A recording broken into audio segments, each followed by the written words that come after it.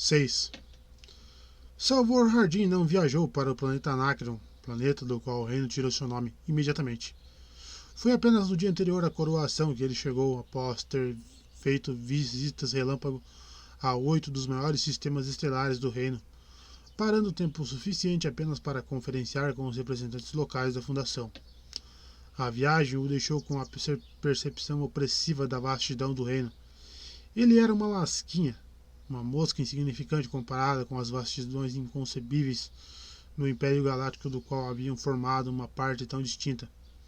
Mas para alguém cujos hábitos de pensamento haviam sido construídos ao redor de um único planeta e um único habitado esparsamente, o tamanho de área e população de Anacreon era assustador. Seguindo de perto as fronteiras da velha prefeitura de Anacreon, ele abraçava 25 sistemas estelares, 6 dos quais incluíam mais de um mundo habitável. A população de 19 bilhões, embora ainda menor do que no auge do Império, estava crescendo rapidamente com o aumento do desenvolvimento científico fomentado pela Fundação. E era apenas agora que Hardin se encontrava arrasado dessa magnitude dessa tarefa. Mesmo em 30 anos, apenas o mundo capital havia recebido energia. As províncias externas possuíam áreas imensas onde a energia atômica ainda não havia sido reintroduzida. Mesmo o progresso que havia sido feito poderia ser impossível se não fosse pelas relíquias ainda em condições de funcionamento deixadas pelo refluxo do Império. Quando Hardin chegou ao mundo capital, foi para encontrar todos os negócios normais absolutamente parados. Nas províncias externas havia acontecido celebrações que ainda estavam ocorrendo, mas ali, no planeta Anacreon, nenhuma pessoa deixava de participar febrilmente dos rituais religiosos agitados que anunciavam a chegada à maioridade de seu Deus-Rei, Leopold. Hardin foi capaz de arrancar apenas meia hora de um Velizoth apressado e esgotado, antes que seu embaixador fosse forçado a correr para supervisionar mais um festival do templo. Mas essa meia hora foi bastante proveitosa, e Hardin se preparou para os fogos de artifício da noite bem satisfeito. No todo, ele atuava como um observador, pois não tinha estômago para as tarefas religiosas que sem dúvida teria de executar se sua identidade fosse descoberta. Então, quando o salão de baile do palácio se encheu com uma horda reluzente da mais alta e exaltada nobreza do reino, ficou encostado na parede, pouco notado ou totalmente ignorado. Ele havia sido apresentado a Leopold como mais um entre vários, e de uma certa distância segura, pois o rei ficava do lado em grandeza solitária e impressionante, cercado por seu brilho mortífero de aura radioativa. E em menos de uma hora esse mesmo rei tomaria seu lugar no trono maciço de liga de ródio e irídio, com incrustações de ouro e pedras preciosas. E então, com o trono e tudo, iria erguer-se majestosamente no ar, deslizando sobre o chão para flutuar perante a grande janela da qual a grande massa de plebeus poderia ver seu rei e gritar até quase a apoplexia. Bando de imbecil. O trono não seria tão maciço, claro, se não tivesse um motor nuclear blindado embutido. Passava das 11 da noite. Hardin tentava se equilibrar na ponta dos pés para melhorar sua vista. Resistiu ao impulso de ficar em pé numa cadeira. Então viu Yannis abrindo caminho por entre a multidão em sua direção e relaxou. O progresso de Yannis era lento. Quase a cada passo ele tinha de dizer uma frase simpática a algum nobre reverenciado, cujo avô havia ajudado o avô de Leopold a usurpar o reino, recebendo o título de duque por isso. E então ele desembarcou no último nobre uniformizado e chegou até Hardin. Seu sorriso se abriu, retorcido, e os olhos negros brilharam de satisfação sobre as sobrancelhas grisalhas. Meu caro Hardin, ele disse em voz baixa, você devia esperar entediar-se, já que se recusa a anunciar sua identidade. Não estou entediado, Alteza. Isso é tudo extremamente interessante. Não temos espetáculos que se comparem em términos, o senhor sabe. Sem dúvida, mas você gostaria de ir para meus aposentos privados, onde poderemos conversar mais e com uma privacidade consideravelmente maior? Certamente. De braços dados, os dois subiram a escadaria e mais de uma duquesa viúva olhou fixamente surpresa, imaginando qual seria a identidade daquele estranho insignificantemente vestido e de aspecto desinteressante, sobre o qual a honra estava sendo derramada pelo príncipe regente. Nos aposentos do Yannis, Hardin relaxou em perfeito conforto e aceitou com um murmúrio de gratidão o copo de bebida alcoólica que lhe fora servido pela mão do próprio regente. Vinho de Locres, Hardin, disse o Yannis, das adegas reais. De qualidade mesmo, tem 2 séculos de idade. Foi colocado para descansar 10 anos antes da rebelião zeoniana. É uma bebida verdadeiramente majestosa, Hardin concordou educadamente. A Leopold I, rei de Anacreon. Eles beberam e Yannis acrescentou neutro depois da pausa. Que será logo imperador da periferia e depois, quem sabe, a galáxia poderá, um dia, ser reunificada. Sem dúvida. Por Anacreon? Por que não? Com a ajuda da Fundação, nossa superioridade científica sobre o resto da periferia seria indiscutível. Hardin colocou seu copo vazio sobre a mesa e disse: Bem, sim, só que, claro, a Fundação está obrigada a ajudar qualquer nação que solicite auxílio científico, devido ao alto idealismo de nosso governo e o grande propósito moral de nosso fundador, Harry Seldon. Somos incapazes de favoritismos. Não pode evitar isso, Alteza. Não podemos evitar isso, Alteza. O sorriso de Yannis aumentou. O espírito galáctico, para utilizar a expressão popular, ajuda a quem se ajuda. Eu entendo que, se deixada por conta própria, a Fundação jamais cooperaria. Eu não diria isso. Nós reformamos o Cruzador Imperial para vocês, embora meu conselho de navegação o desejasse para fins de pesquisa. O regente repetiu as últimas palavras ironicamente. Fins de pesquisa. Sim, mas se eu não tivesse ameaçado guerra, vocês não o teriam consertado. Hardin fez um gesto depreciativo. Não sei.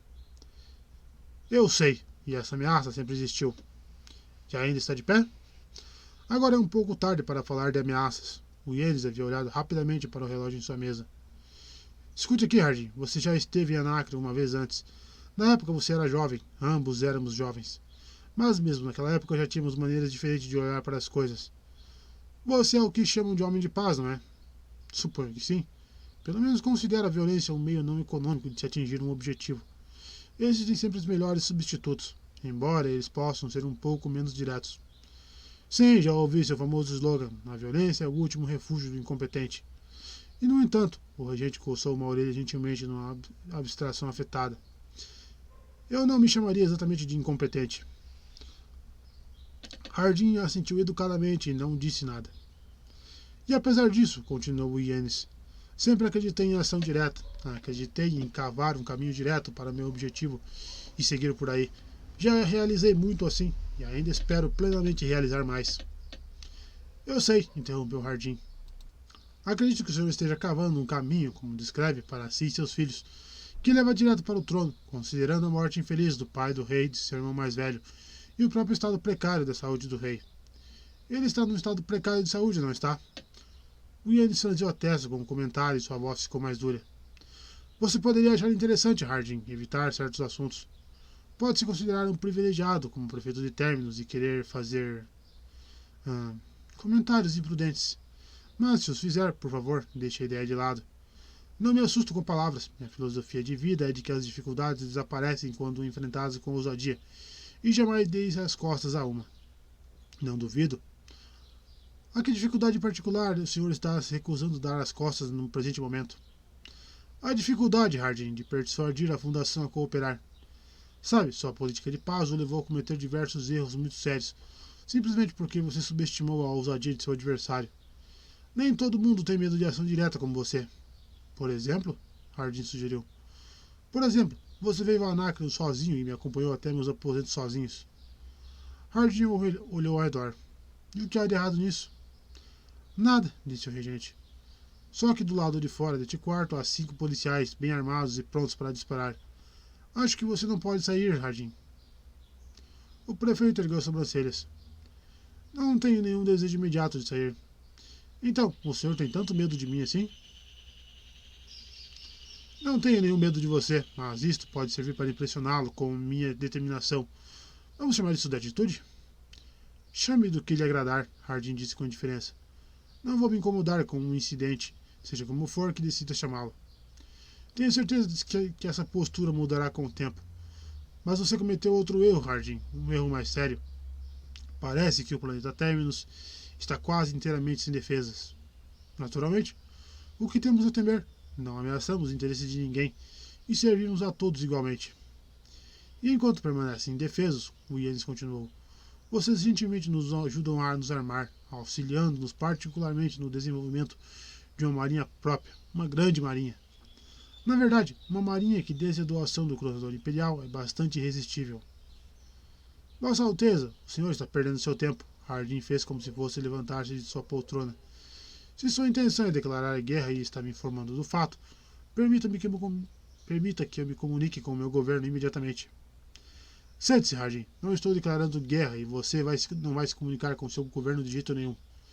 Quando a guerra for travada, não declarada, Hardin, travada, a Fundação será informada pelas rajadas nucleares da Marinha Anacreoniana, sob a liderança de meu próprio filho na nau Capitânio Yannis, que foi um dia um cruzador da Marinha Imperial.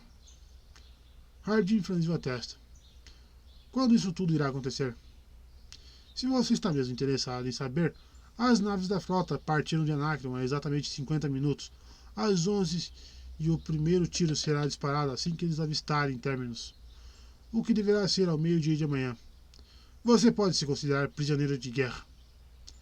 É exatamente o que me considero, Vossa Alteza, disse Hardin, ainda franzindo a testa. Mas estou decepcionado. O Yannis deu uma risada de desprezo. Isso é tudo? Sim, eu achava que o momento da coroação, meia-noite, o senhor sabe, seria a hora lógica de colocar a frota em movimento. Evidentemente o senhor queria dar início à guerra enquanto ainda fosse regente. Do outro jeito, teria sido mais dramático. O regente ficou olhando fixamente para ele. O que pelo espaço você está falando?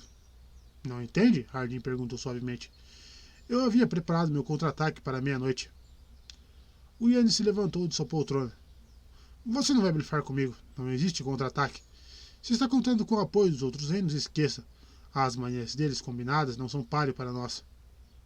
Eu sei. Não tenho intenção de disparar um só tiro.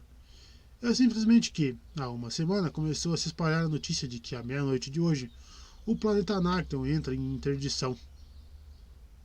Interdição? Sim, se o senhor não está entendendo, posso explicar. Cada sacerdote de Anacreon vai entrar em greve, a menos que eu dê ordem contrárias. Mas não posso fazer isso enquanto estiver incomunicável. E também não gostaria de fazê-lo se não estivesse. Inclinou-se para a frente e acrescentou com súbita empolgação. Percebe, Vossa Alteza, que um ataque à fundação não é nada menos que sacrilégio da mais alta ordem? O Yannis estava visivelmente lutando pelo autocontrole. Não me venha com essa, Hardin. Guarde isso para a multidão. Meu caro Yannis, para quem você acha que estou guardando isso? Imagino que, na última meia hora, todos os templos de Anacreon têm sido o centro de multidões escutando um sacerdote, exortando-a sobre esse exato tema.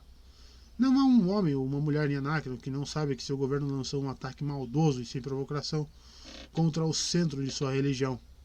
Mas, agora, faltam apenas 4 minutos para meia-noite. É melhor você descer para o salão de baile para acompanhar os acontecimentos. Eu estarei seguro aqui com 5 guardas do lado de fora. Recostou em sua poltrona. Serviu-se de outro cálice de vinho de Locris e ficou olhando para o teto, com diferença. O Yannis soltou um impropério e saiu em disparada porta fora. Um burburinho abafado havia caído sobre a elite que ocupava o salão de baile quando um caminho amplo foi aberto até o trono. Agora Leopoldo estava sentado nele com as mãos firmes em seus braços. A cabeça erguida, o rosto congelado. Os imensos candelabros haviam diminuído de intensidade, e na difusa luz multicolorida das minúsculas lâmpadas nucleares clavejadas no teto abobadado, a aura real brilhava bravamente, levantando-se bem alto sobre sua cabeça para formar uma coroa incandescente. O Yannis parou na escada. Ninguém o viu. Todos os olhos estavam fixos no trono. Ele cerrou os punhos e permaneceu onde estava. O blefe de Hardin não o levaria a cometer nenhum ato estúpido. Então o trono se mexeu. Sem emitir um ruído, ele se ergueu e começou a flutuar. Saiu do pedestal, desceu lentamente as escadas e então, horizontalmente a 5 centímetros do piso, começou a se encaminhar na direção da imensa janela aberta. Ao som do sino grave que significava meia-noite, ele parou diante da janela e a aura do rei morreu. Por um segundo congelado, o rei não se moveu, o rosto contorcido de surpresa, sem uma aura, meramente humano. Então o trono balançou e caiu no chão com um estrondo, num instante em que todas as luzes do palácio se apagaram. Através do burburinho, dos gritos e da confusão, a voz do Ienes soou. As lanternas! Pegue as lanternas! Ele saiu empurrando a multidão para a esquerda e para a direita e forçou o caminho até a porta. Do lado de fora, os guardas palacianos haviam corrido para a escuridão. De algum modo, as lanternas foram trazidas de volta ao salão de baile. Lanternas que seriam usadas na gigantesca procissão de tochas pelas ruas da cidade após a coroação. De volta ao salão de baile, os guardas entraram enxameando com tochas azuis, verdes e vermelhas, onde a estranha luz iluminava rostos assustados e confusos. Não aconteceu nada demais, gritou Ienes. Fiquem nos seus lugares, a energia voltará num instante. Virou-se para o capitão da guarda, que prestou continência rígido. O que foi, capitão? Vossa Alteza, foi a resposta instantânea. O palácio está cercado pelo povo da cidade. O que eles querem? Rosnou Ienes. Um sacerdote está à frente deles. Foi identificado como o sumo sacerdote Poliverisov. Ele exige a soltura imediata do prefeito Salvor Hardin e o término da guerra contra a Fundação. O relatório foi feito no tom de sem expressão de um oficial, mas seus olhos se moviam inquietos. O Ienes gritou. Se alguém da ralé tentar passar pelos portões do palácio, desintegre-o. Por hora, nada mais. Desde que uivem.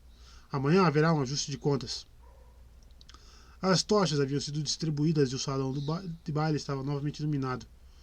O Ienes correu até o trono, ainda em pé ao lado da janela, e arrastou Leopold, assustado, com o rosto branco como cera, para que ficasse em pé. Venha comigo, lançou um olhar pela janela. A cidade estava escura como piche. De lá de baixo vinham os gritos confusos e roucos da multidão. Só na direção da direita, onde ficava o templo Argólida, havia iluminação. Zangado, soltou um palavrão e arrastou o rei para longe dali. O Ienes irrompeu em seus aposentos com 5 guardas nos calcanhares. Leopold vinha atrás, olhos arregalados, mudo de tanto pavor. Hardin, disse o Ienes, você está brincando com forças grandes demais para você. O prefeito ignorou o regente. Na luz perolada da luminária nuclear de seu bolso ao seu lado, ele permaneceu sentado, um sorriso ligeiramente irônico no rosto. Bom dia, Vossa Majestade, disse a Leopold. Meus parabéns por sua coroação. Hardin, o Ienes gritou novamente. Ordene que seus sacerdotes voltem ao trabalho. Hardin levantou a cabeça com frieza. Ordene você mesmo, Ienes, e veja quem é que está brincando com forças grandes demais. Neste exato momento não há uma só roda girando em Anacreon. Não há uma luz acesa, a não ser nos templos. Não há uma gota d'água correndo, a não ser nos templos. Na metade do planeta onde é inverno, não há uma partícula de calor, a não ser nos templos. Os hospitais não estão aceitando mais pacientes. As usinas de energia fecharam. Todas as naves estão no chão. Se você não gostou, Ienes, mande você que os sacerdotes voltem ao trabalho. Eu não quero. Pelo espaço, Hardin, eu farei isso. Se é para ser um duelo, que seja. Vamos ver se seus sacerdotes podem resistir ao exército. Esta noite, todos os templos do planeta serão postos sob a supervisão do exército. Muito bem. Mas como você vai dar as ordens? Todas as linhas de comunicação estão desligadas. Você vai descobrir que nem as ondas nem as ultrasondas funcionam. Na verdade, o único comunicador do planeta que funcionará fora dos templos, claro, é o televisor bem aqui neste aposento, e eu o ajustei apenas para a recepção. O Ienes lutou em vão para recuperar o fôlego e Hardin continuou. Se quiser, pode mandar seu exército até o templo Argólida, logo ali fora do palácio, e usar os aparelhos de ultra-ondas ali para contactar outras partes do planeta. Mas, se fizer isso, receio que o contingente do exército será feito em pedaços pela multidão. E então, quem protegerá seu palácio, Ienes? E suas vidas, Ienes? O Ienes disse sério. Nós podemos esperar, seu demônio. Vamos resistir até o fim. Que a multidão uive e a energia acabe, mas nós resistiremos. E quando chegar a notícia de que a fundação foi tomada, sua preciosa multidão vai descobrir o vácuo sobre o qual a religião deles foi construída. Desertará seus sacerdotes e se voltará contra eles. Eu lhe dou até o meio-dia de amanhã, Hardin, porque você pode deter a energia Anacreon, mas não pode impedir minha frota. Sua voz soltou um coachar resultante. Eles estão a caminho, Hardin, com o maior cruzador que você mesmo ordenou que fosse consertado na ponta. Hardin respondeu tranquilo. Sim, o cruzador que eu mesmo ordenei que fosse consertado, mas à minha maneira. Diga-me, Ienes, você já ouviu falar em transmissor de hiperondas? Não, estou vendo que não. Bem, em cerca de 2 minutos você saberá o que um deles pode fazer. O televisor ligou enquanto ele falava e ele se corrigiu. Não, em 2 segundos. Sente-se, Yannis, e escute.